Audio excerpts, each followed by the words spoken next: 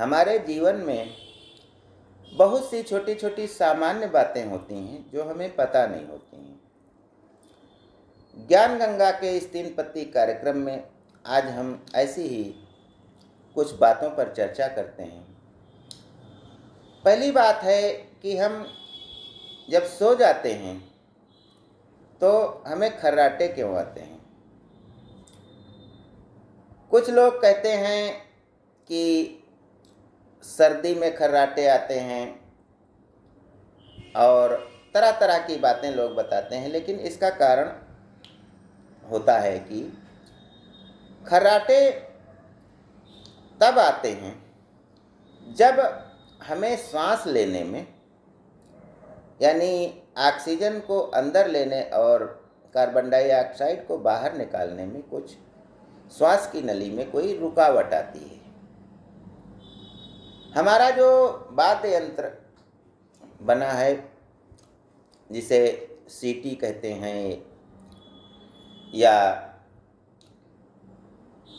एक सीधा सा वाद्य यंत्र होता था, बांसुरी होती है, तो इसमें आवाज़ क्यों निकलती है? क्योंकि हवा के रुकावट को जब हम एक लयबद्ध रूप में रुकावट डालते हैं तो उसमें तरह तरह की आवाज़ निकलती है। चाहे पत्ते को मोड़ करके जब हम उसमें हवा भरते हैं, मुंह से फूंकते हैं, तो भी आवाज़ निकलती है। तो मेन कारण क्या है कि किसी न किसी रूप में हमारी सांस लेने की प्रक्रिया में कोई अवरोध उत्पन्न होता है, तभी खर्राटे हमें आते हैं। प्रायः देखा गया है कि यह खर्राटे बच्चों को नहीं आते हैं और 25-30 साल के बाद से आना शुरू होते हैं, वो भी कुछ मनुष्यों को।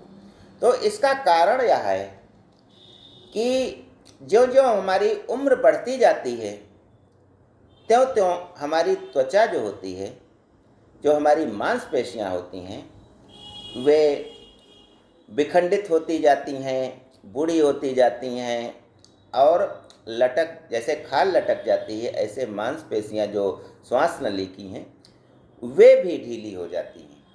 और जब ढीली हो जाती हैं तो जो उनमें से हवा गुजर रही होती है उनमें वो रुकावट पैदा करती हैं और इस रुकावट के कारण खर्राटे की आवाज़ आती है।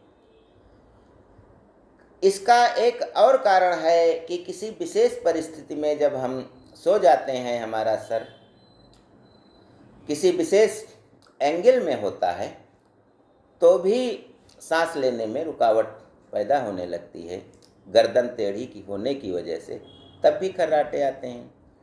जब हमें हमारे शरीर में मोटापा बढ़ जाता है तो मोटापा बढ़ने के कारण श्वास नली जो है वो सक्रिय हो जाती है, उसके कारण भी खर्राटे हमें आते हैं।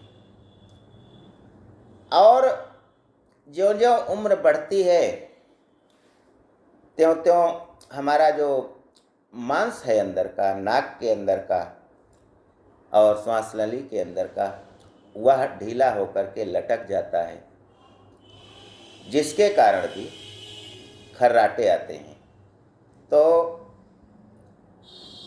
दो बातें स्पष्ट हैं कि खर्राटे युवावस्था में और युवावस्था के पहले बचपन में नहीं आते हैं, जिसका कारण यह होता है कि हमारा शरीर बिल्कुल फिट होता है, हमारी कोशिकाएं बिल्कुल सटी हुई सटीक ढंग से काम करती हैं, उनमें ढीलापन नहीं होता है, जिसके कारण आसानी से हम सांस ले सकते हैं और हवा निकाल सकते हैं। लेकिन जब यह मांसपेशियां ढीली हो जाती हैं, लटक जाती हैं, मोटापा हमारे अंदर बढ़ जाता है, श्वास नली सक्रिय हो जाती है, नाक की अंदर की हड्डियां भी प्रभावित होती हैं, तो इसके कारण सांस लेने और निकालने में हमें अवरोध उत्पन्न हो जाता है और हम खर्राटे लेने लगते हैं। इसके अतिरिक्त संक्रमण यदि हो जाता है हमारी श्वास नली में, नाक में, तब भी खर्राटे लेने लगते हैं लोग। और यदि एक और कारण होता है कि यदि गर्दन पर कोई मारा पीटा गया है किसी को, तो उसकी भी अंदर की कोशिकाएं क्षतिग्रस्त हो जाती हैं, जिसके कारण सांस लेने में परेशानी होने लगती है और ये खर्राटे आने लगते हैं। लेकिन इसे जो खर्राटे लेता है वह नहीं जान पाता है। वह इसलिए नहीं जान पाता है क्योंकि सोते समय आते हैं, जागृत अवस्था में नहीं आते हैं, क्योंकि जागृत अवस्था में हम अपनी गर्दन को सीधी रखते हैं और उसमें कोई अवरोध उत्पन्न नहीं होता है, जिसके कारण खर्राटे लेने की बात हुई। अगली बात मैं बताना चाहता हूँ कि जब इंसान मर जाता है, कोई आदमी या औरत मर जाती है, तो उसकी आंखें जो हैं वे क्यों बंद कर दी जाती हैं? इसका कारण होता है कि आंखें जो है हमारे शरीर का महत्वपूर्ण अंग होती हैं, जो हमें संसार दिखाती हैं, दुनिया दिखाती हैं, और आँखों से ही हमारे मुंह पर हमारी कुछ ऐसी क्रियाएं होती हैं जो हमें लज्जित भी करती हैं, और हम खुश होते हैं तो आँखें ही बता देती हैं, हम प्यार में होते हैं तो आँखें बता देती हैं, हम कोई दुखी होते हैं तब भी हमारी आँखें ही बता देती हैं। तो आँखें बिना कुछ कहे बहुत कुछ कह जाती हैं। जो हम जीवित अवस्था में जब हम होते हैं, तो हम यदि कोई बात छुपा रहे होते हैं तब भी हमारी आँखें वे बता देती हैं। आँखें ही सबसे ज़्यादा चुगलखोर होती हैं। आँखें ही हमें प्यार के क्षणों का एहसास दिलाती हैं। आँखों के देखने से ही एक दूसरे के प्रति हम आकर्षित होते हैं। तो इस प्रकार से हमारी आँखें हमारे भावों को, शरीर हम किस प्रकार से हैं, स्वस्थ हैं, दुखी हैं, प्यार में हैं, जुगुप्सा में हैं, घृणा में हैं, सभी भाव हमारी आँखों के द्वारा व्यक्त होते रहते हैं, लेकिन हम इसको जान नहीं पाते हैं। लेकिन दूसरे जो देख रहे होते हैं वे जान जाते हैं। तो जब कोई इंसान मृत हो जाता है तो ज़्यादातर उसकी आंखें बंद हो जाती हैं, लेकिन कुछ लोगों की आंखें खुली रह जाती हैं। और यदि खुली रह गई तो जिंदा में किसी को डर नहीं लगता है, लेकिन मरने के बाद में लाश से ही लोग डरने लगते हैं, तो और बच्चे भी डरने लगते हैं। तो यह डरावनी स्थिति पैदा कर देती हैं अगर आंखें खुली रहती हैं। तो इसलिए उनकी मरे व्यक्ति की आंखें तुरंत बंद कर दी जाती हैं।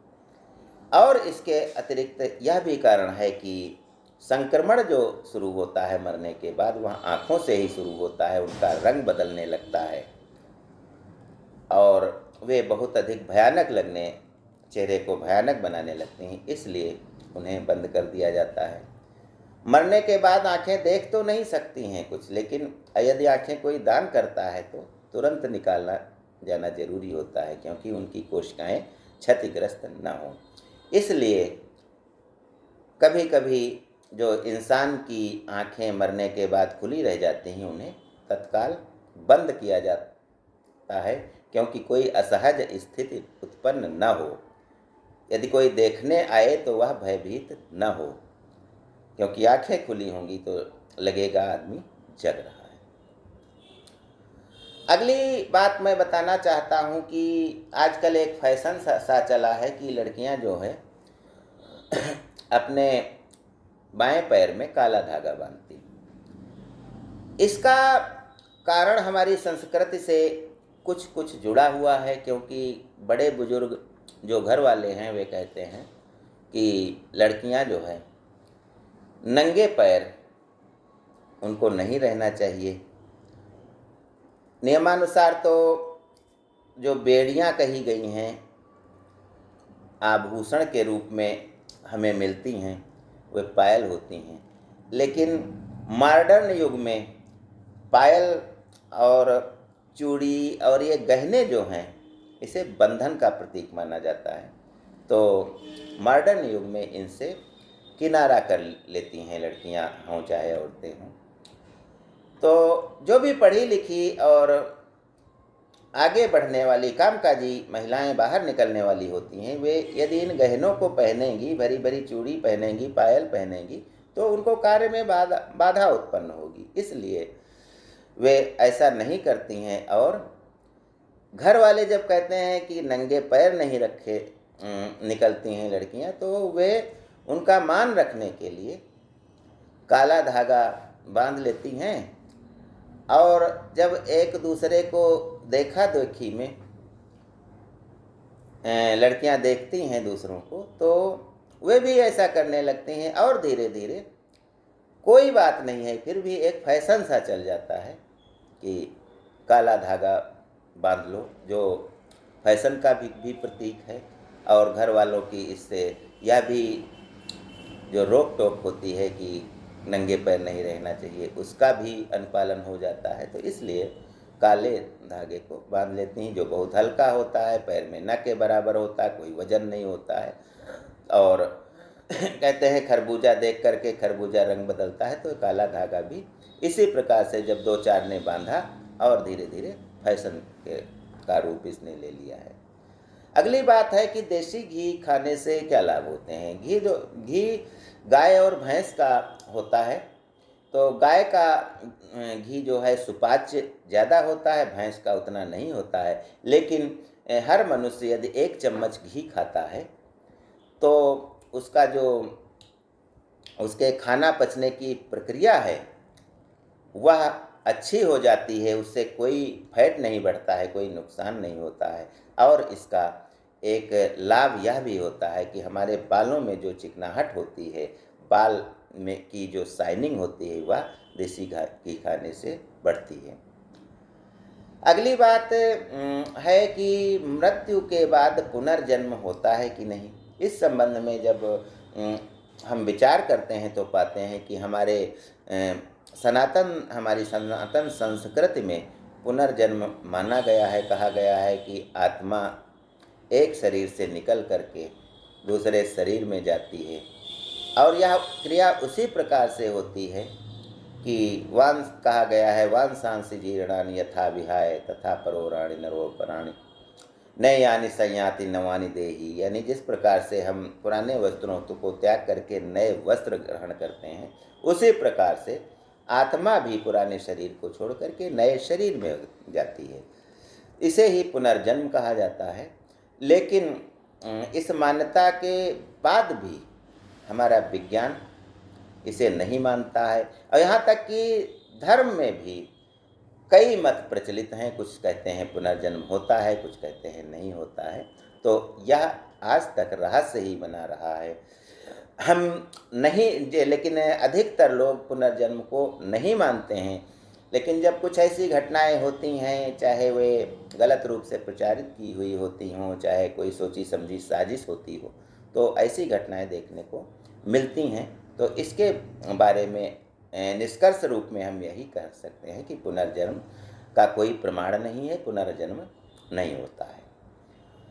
अगली बात है कि जो बच्चे हैं वे सबसे ज़्यादा खुश कब होते हैं।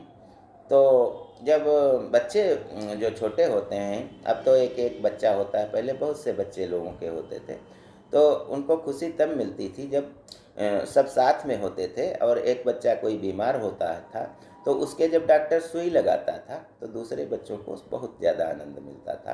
लेकिन सुई जिसके लगती थी वह बहुत दुखी होता था। सुख दुख यही है, एक सुखी है तो दूसरा दुखी है। अगली बात है कि मछली जो होती है उसका झुंड होता है, तो उसका नेतृत्व कौन करती है। तो जैसे महिला नेतृत्व की बात आजकल चल रही है, तो वैसे ही मछली के झुंड में जो बीच की मछली है वही झुंड का नेतृत्व करती है। यही हाथियों में भी है, जो मुख्य हथनी होती है वह अपने झुंड का नेतृत्व करती है, उसको अच्छी जगह पर ले जाती है। ज्ञान गंगा में बस आज इतना ही। जय हिंद, जय भारत।